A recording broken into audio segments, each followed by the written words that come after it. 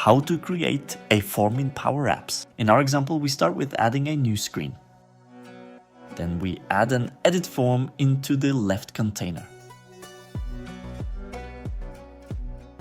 In this example, we are going to choose SharePoint as a data source. Next, we choose a test list we have created in SharePoint. Now the form is connected to that list, and we can make design adjustments to the form if we want. If we try to run the app, we get the message, no item to display.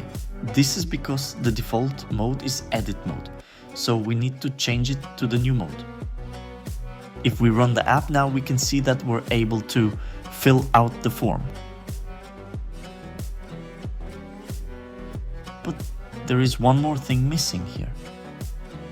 We need a submit button so that the form content will be saved to the SharePoint list.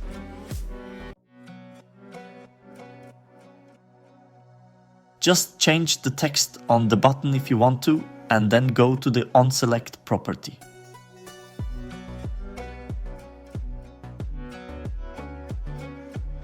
Here we use the submit form formula and then write the name of the form we created.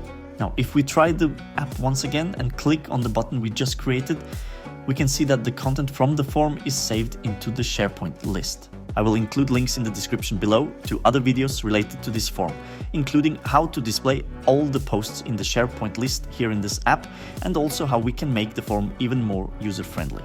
That's it. Thank you for watching, and remember to subscribe.